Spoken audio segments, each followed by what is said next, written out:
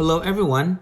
This video would focus on conic section, specifically on ellipse with center at 0, 0 or at the point of origin. And this is the 9th part. In this part, we're supposed to determine the standard equation of an ellipse and we're supposed to sketch the graph of it. We are given the foci and the eccentricity. Before we go over this example, let's have a review on the parts and the two cases of an ellipse with center at 0, 0 or at the point of origin.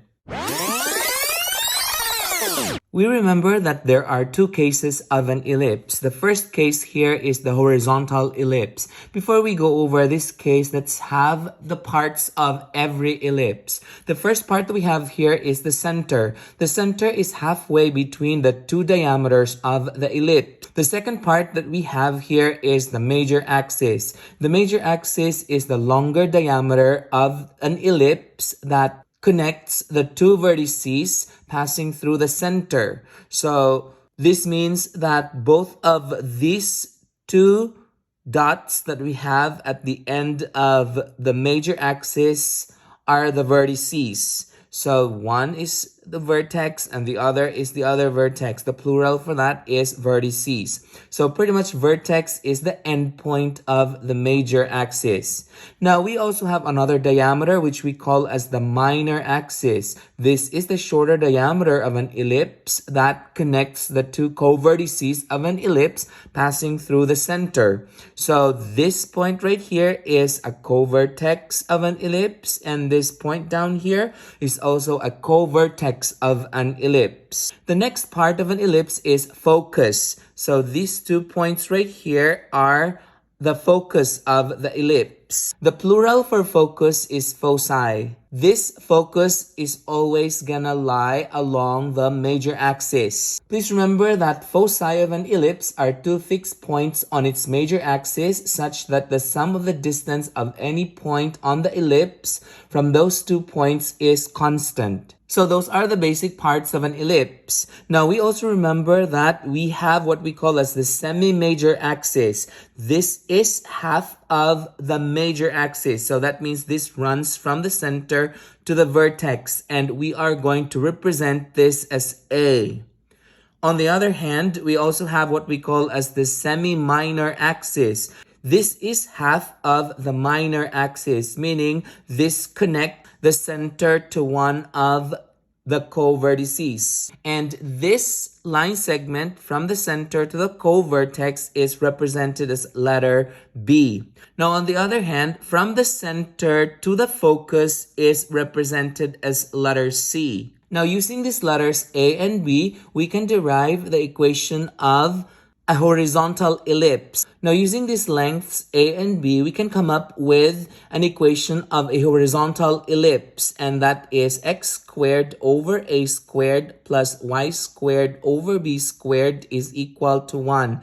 Now, notice that our A is the longer value, because this is actually half of the major axis, which is the longer diameter. Now, notice that our A, which is the longer value, is the denominator of x squared. This means that if the denominator of x squared is bigger compared to that of the denominator of y squared, that means that we can come up with a horizontal ellipse.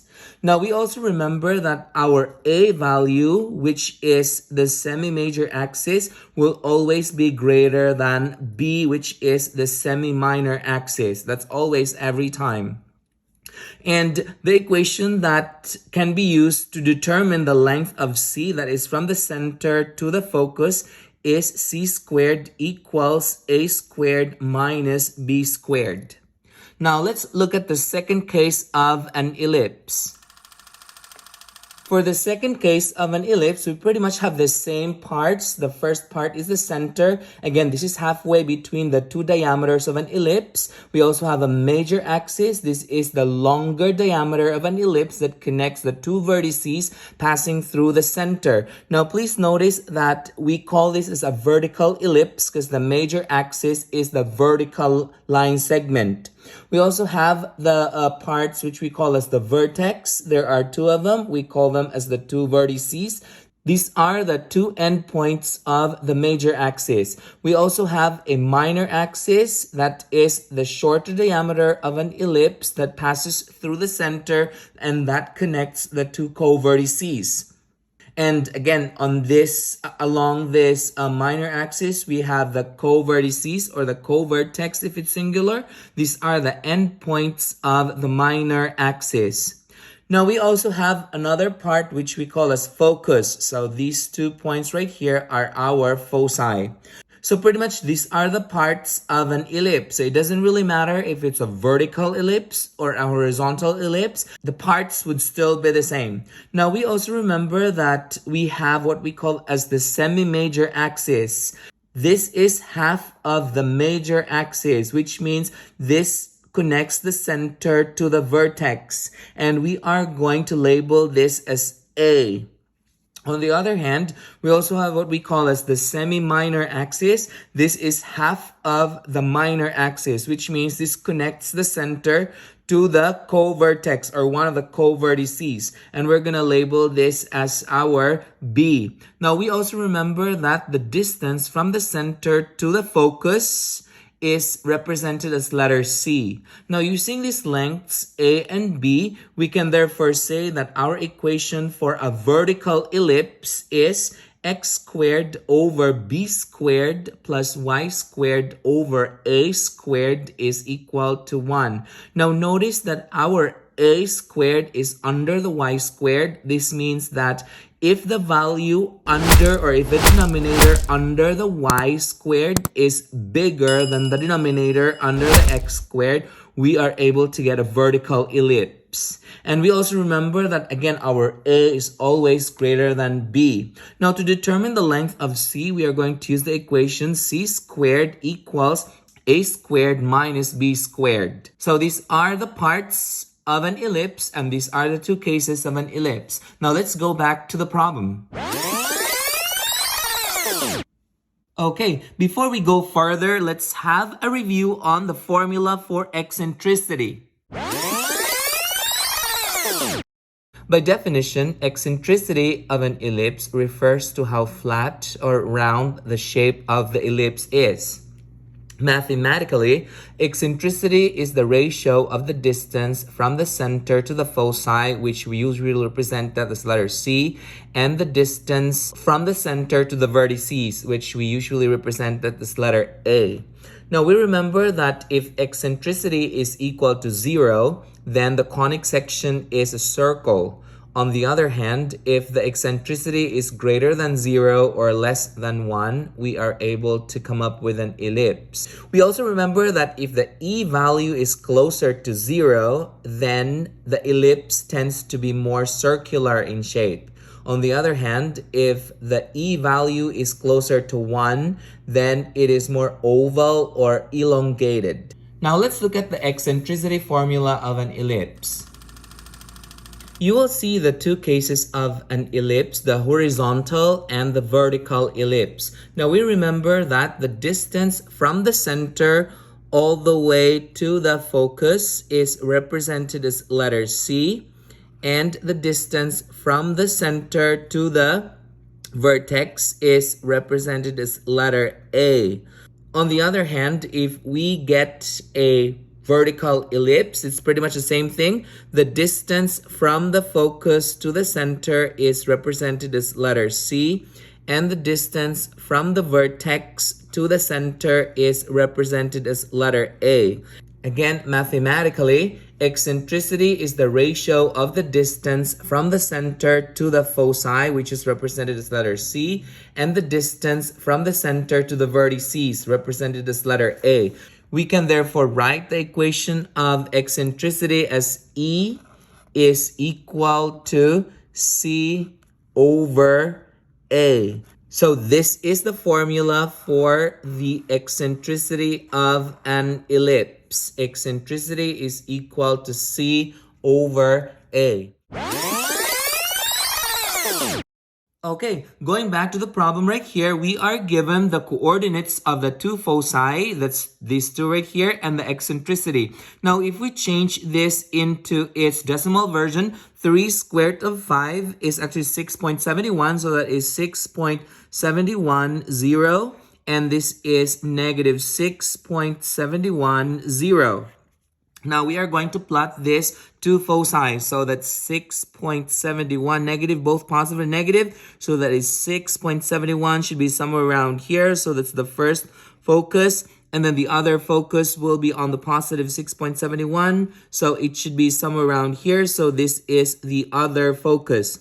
Now we remember that the center of an ellipse is the midpoint between the two vertices, or the midpoint between the two co-vertices. Included in here is the midpoint between the two foci. So in this case right here, we can go ahead and use the midpoint formula to determine the midpoint between these two, or we can go ahead and count it. The center here will be at 0, 0. So I'm going to go ahead and write this or label this as the center C. Now, we remember that since our two foci are located on the major axis, and in this case right here, the two foci is located on the horizontal axis, we can go ahead and say that this ellipse is a horizontal ellipse. So I'm going to go ahead and write that information up here.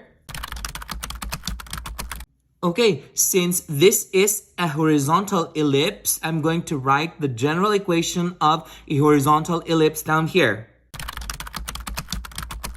Okay, notice that our a squared is under the x squared. It's because this is a horizontal ellipse. So we go ahead and determine the values of a and b. Remember that a is the distance from the center to the vertex, and b is the distance from the center to the co-vertex. Now, we don't have a values for a and b, but instead we are given the eccentricity and the foci. Now, we remember that the distance from the center to one of the foci would be represented as letter C, so that we can go ahead and say that from this problem right here, we can say that our C value, I can go ahead and write that down here. Our C is the distance from the center to the focus. We can use the distance formula, or we can base it from the coordinates that we have right here. We can go ahead and say that the distance between the center and the focus is 3 square root of 5. So I'm going to go ahead and write that down here. It's this value.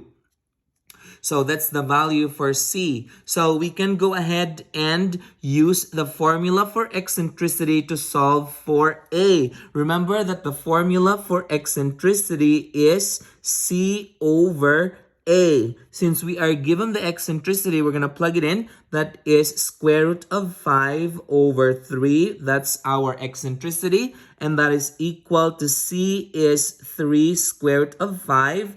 And we have over A. And then from here, we can go ahead and solve for A. We can go ahead and cross multiply these two. So I'm going to show the work down here.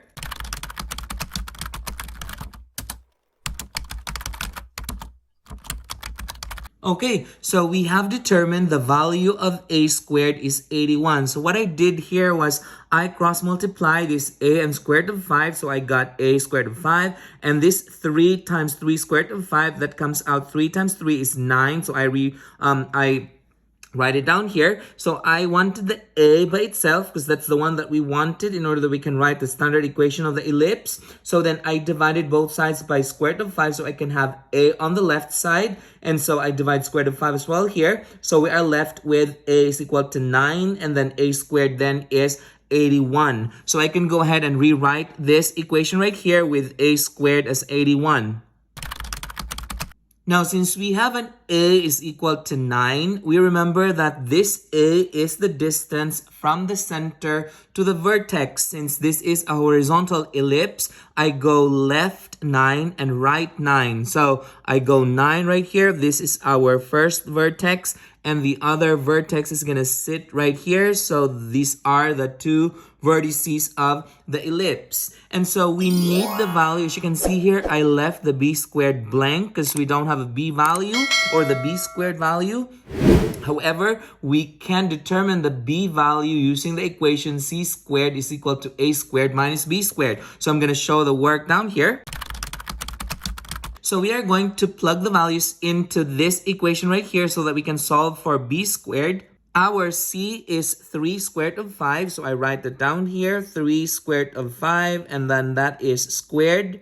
And then that is equal to a squared was 81. So I write that down here is equal to b squared. So we wanted to solve for b. Now notice that if we square 3 squared root of 5, this would come out 3 squared is 9 times square root of 5 squared is 5 equals 81 minus b squared. So this is 45 equals 81 minus b squared. So I'm going to add b squared to both sides. So we are left with b squared plus 45 equals 81. We wanted the b squared because we already have a squared. We wanted to complete this equation right here. Something that we write here is b squared. So I shall have to get it from here. So I'm going to subtract 45 from both sides to solve for b squared. So the b squared is 36. So I can go ahead and put that in here for b squared is 36. And this is the equation for this problem that we have right there with these two given values. Remember that there is one right here. So that we can go ahead and say that our b value is the distance from the center to the co vertex. So that would be up 6 and down 6. So I'm going to go ahead and draw that up here. Okay, so then we can go ahead and write the coordinates of the co-vertices, the coordinate of the vertices, and the coordinate of the two foci.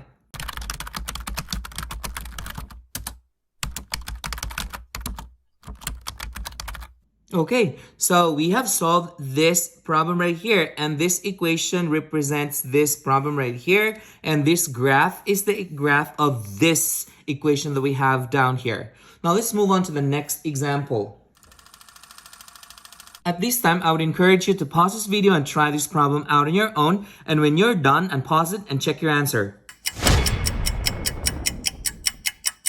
Okay, so we go over the problem here. So we are given these two foci, the coordinates of the two foci, and the eccentricity. So what I would do is I will change this into its decimal version, and then I'm going to sketch the two foci down here.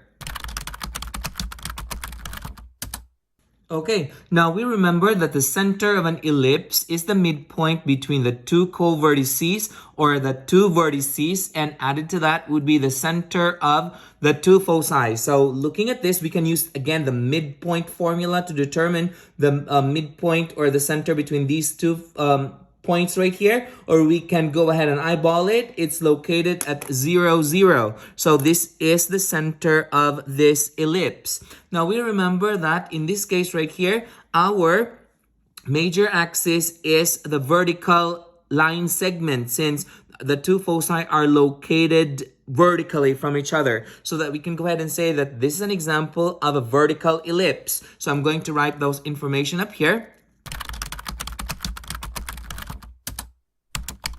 Since this is an example of a vertical ellipse, I wrote the general equation of the vertical ellipse right here. Our a squared is under the y squared because again, this is a vertical ellipse. This tells us that we need to determine the value for b squared and a squared. Now we remember that the distance from the center to the focus is represented as letter c. So in this case right here, our c is, we can use the distance formula for this to determine the distance between these two, but pretty much this is actually the c value. That's 2 square root of 6. So I'm going to write it down here, 2 square root of 6. That's the distance from the center to the focus. Now we are also given the eccentricity, which is 2 square root of 6 over 7. Now we remember that the formula for eccentricity is, that's gonna be c over a. So from here, we can say that we can solve for a actually because we are given the eccentricity and we are given the c. So what I would do is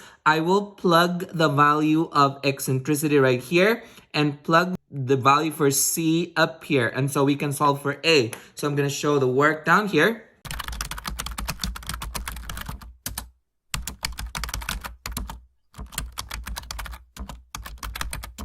Okay, so we have solved a squared is 49. Again, what I did was I cross multiply this and I had to solve for a. Our a value is 7. Squaring that would come out 49. So this is the value that I will put into the a squared. So this equation will come out. Okay, since this is a vertical ellipse, this tells us that our A value is on the vertical line. That means from the center, I go up 7 and I go down 7. And that is where our vertex is going to sit. So this is the first vertex and this is the other vertex. So those are the two vertices. And then we need to determine the value for B squared. We can use the formula C squared is equal to A squared minus B squared to solve for B squared. I'm going to show the work down here.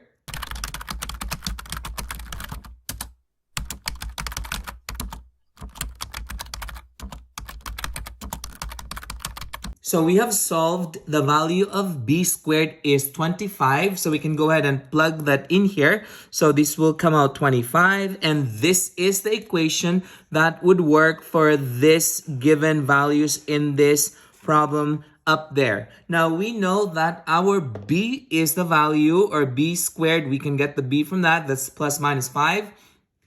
Is the distance from the center to the co vertex. Our co vertex is going left and right. So I go 5 to the left and 5 to the right. And this will be our two co vertices.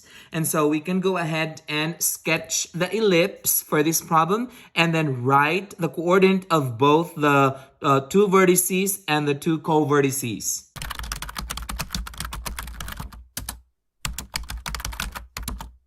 So this is the equation for this problem right here, and this is the graph of this equation. Did you get the same answers as this? Good. Perfect. If you found this video helpful, hit like and subscribe for more math videos. See ya!